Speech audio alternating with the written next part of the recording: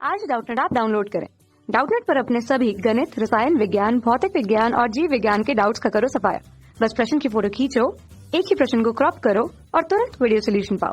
अभी डाउनलोड करें। समान आयाम व समान तरंग दैर्ध्य की दो ज्यावक्री तरंग एक दूरी के अनुदिश 10 मीटर प्रति सेकंड की चाल से विपरीत में गमन करती है। ठीक है, तो डोरी पर स्थित सभी कण जो है वो 0.5 सेकंड के पश्चात एक साथ अपनी सामान्य अवस्था को प्राप्त कर लेते हैं। अब तरंग दैर्ध्य क्या होगी ये हमको बताना है। ठीक है, तो प्रश्नानुसार हमको क्या दिया गया है कि आयाम तथा तरंग दैर्ध्य दोनों समान है, दो ज्यावक्री तरंग है, एक ही दूरी के अनुदिश जो है उन दोनों की चाल जो है 10 मीटर प्रति सेकंड की है और दिशा विपरीत है। ठीक, अब डोरी पर स्थित सभी कण जो है वो 0.5 सेकंड मतलब इस समय के पश्चात एक साथ अपनी सामान्य अवस्था को प्राप्त करते हैं। तो दोस्तों यहाँ पर समय का मान निकाले तो वो हमको क्या प्राप्त हो जाएगा, हम समय बटे 2 का मान जो है उसको देख लेते। प्रश्न में क्या दिया है 0.5 सेकंड।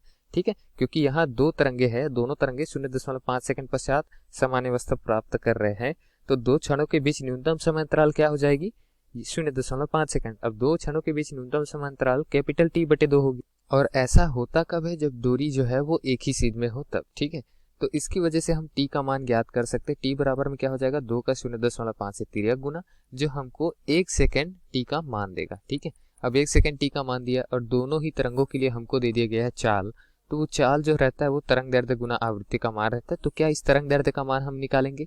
जी नहीं, इस तरंग दैर्ध्य गुना आवृत्ति का मान तो हमको 10 मीटर प्रति सेकंड की घात मतलब 10 मीटर प्रति सेकंड दे दिया गया है। ठीक है, तो उसका यदि इस समय से गुना करें T से, कैपिटल T से, तो अब हमको जो तरंग दैर्ध्य प्राप्त होगी वही इस प्रश्न में पूछा गया है। ठीक है, तो ये चाल हो गई। ठीक है, तो इस चाल का मान हम रख लेते हैं 10 मीटर प्रति सेकंड।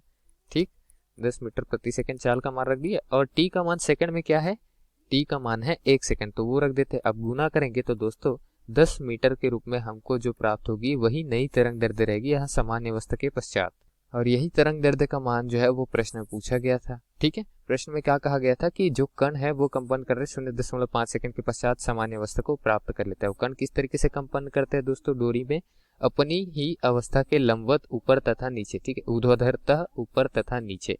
ठीक है, तरंग जिस दिशा पर गमन करती है उसके लंबवत रहता है इनका कंपन।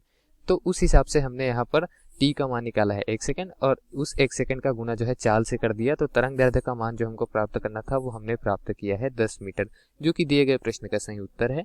अब विकल्प में देखते हैं तो विकल्प D पे हमको दिख रहा है, अतः विकल्प D जो है वही केवल दिए गए प्रश्न का सही उत्तर है। दोस्तों तरंग दैर्ध्य के बाकी मान अर्थात 15 मीटर, 20 मीटर तथा 25 मीटर गलत है। धन्यवाद। कक्षा 6 से 12वीं से लेकर नीट, IIT, JEE वो एडवांस के लेवल तक 1 करोड़ से ज्यादा छात्रों का भरोसा। आज ही डाउनलोड करें डाउटनेट ऐप या व्हाट्सएप करें अपने सारे डाउट्स 8400 400 400 पर।